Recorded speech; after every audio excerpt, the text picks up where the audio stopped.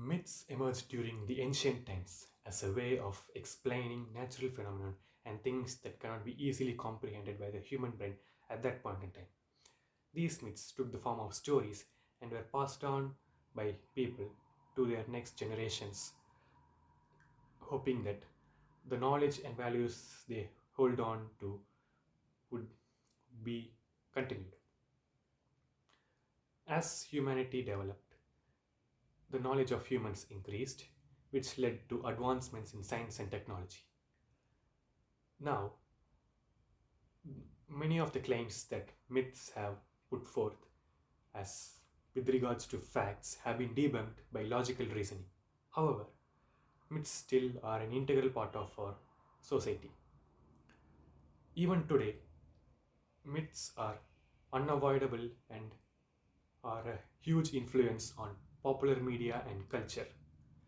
I am here to talk about a piece of media that has various influences from myths and still represent a huge part of our contemporary culture. Hi, I am Sharan Kumar, a student of MA English with Digital Humanities at Christ University, Lavasa campus, and I am here to talk about how myths persist even in contemporary culture with reference to The Witcher 3 Wild Hunt. The Witcher 3 is an action adventure and role playing video game developed and released by CD Projekt Red in 2015. The Witcher games are an adaptation of the books written by Andrzej Sapkowski in Polish language. Similar to the books, the games as well have huge influences from Slavic mythology and other European folktales. The third installment of the video game series, The Witcher 3 Wild Hunt, was a massive success both in terms of commercial performance and critical acclaim.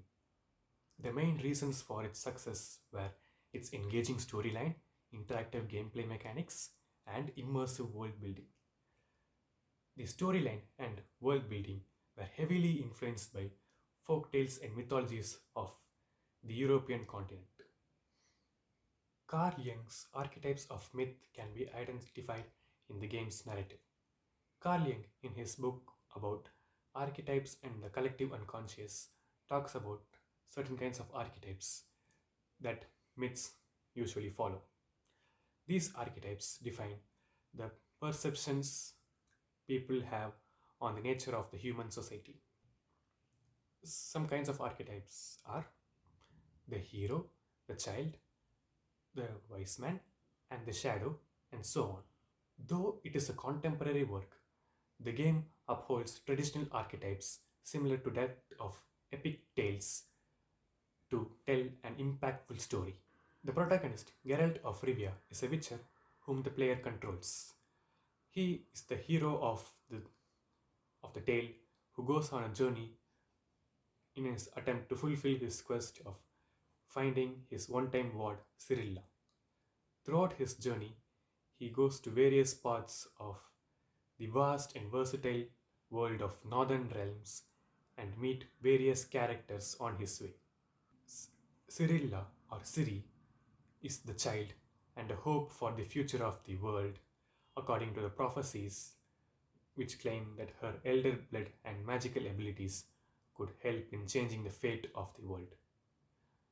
The majority of the game's narrative focuses on Geralt searching Ciri and trying to reunite with her once again. Geralt's mentor Vesemir serves as the wise man who gives guidance to the protagonist at crucial moments in his journey. During the initial segments of the game, Vesemir has a routine training session with his disciples, including Geralt, which the game uses as a tutorial segment in which it, it teaches the players its combat mechanics. Vesemir also gifts Geralt a crossbow, which comes in handy during certain situations for Geralt in his journey. The Wild Hunt is the shadow or the opposing force from which Geralt has to save Ciri. The Wild Hunts are an adaptation of an existing and well known European mythical motif. The, the Wild Hunt refers to a horde riding on horseback. These members of the Wild Hunt arrive from a different realm belonging to the dead. The arrival of a wild hunt often is referred to as an ill omen. It could mean the coming of a plague, a war, or death. There are multiple interpretations about the wild hunt's origins and goal in various different cultures. But most of the time, many of their activities remain a mystery. Similarly, in the game, the wild hunt is still a mysterious and yet dangerous race of beings that work for a goal that is unknown.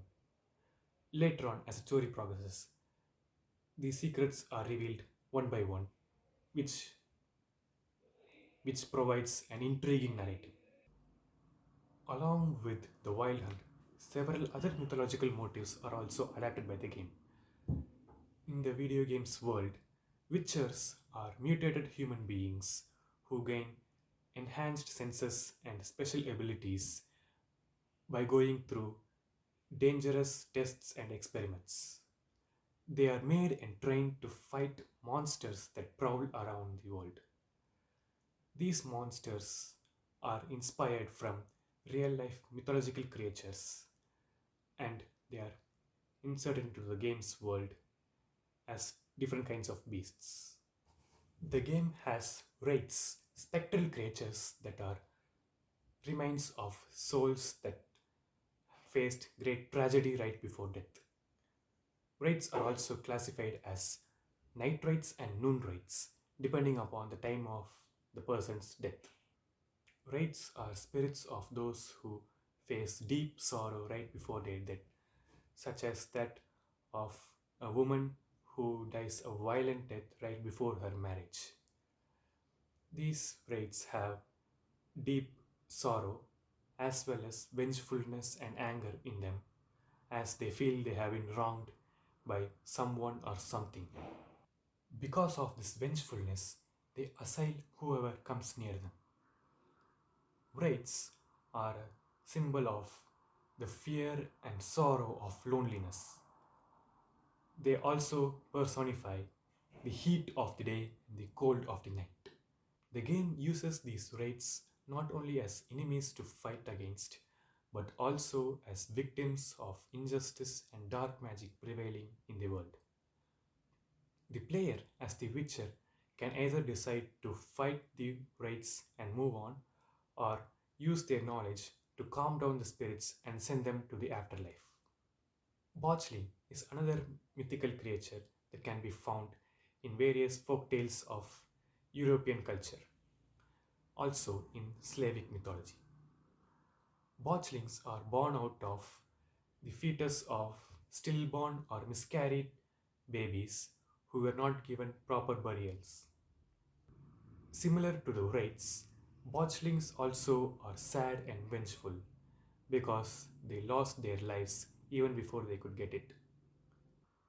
A particular quest of the game involving the character Bloody Baron and his stillborn daughter who turned into a botchling involves the Witcher who can either choose to slay the monster or help it have peace and make it a guardian angel. The botchling symbolizes the tragedy of a life that is lost even before it was born. The game also has creatures like vampires and ghouls, some of the more widely known creatures in contemporary culture. Vampires are blood drinking demons that hunt at night. These vampires symbolize the state of the human society in the game's world, where people have become hungry for bloodshed and others' properties. Ghouls are corpse eating monsters that usually prowl around graveyards. In the game world, there are possibilities that ghouls can be identified in several places of the map. This conveys that the war has made many parts of the world into graveyards. The game also has references to several popular folktales of European culture, such as Little Red Riding Hood, The Toad Prince, Cinderella, and much more. These mythical creatures and folktales are brought to the global stage by the Witcher game. In accordance with Joseph Campbell's theory of myth as a metaphor, the games convey the backstories and culture and meanings behind these creatures and folktales in a new and interesting way. That is, by incorporating gameplay mechanics around them and telling an interactive story with them.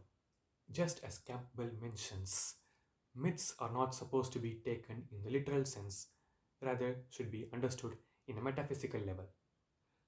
Myths are not to convey facts, but to understand certain truths of the world that can be difficult to convey in other ways.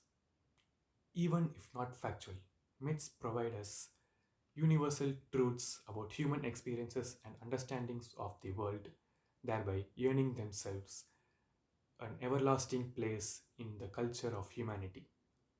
Thank you for watching.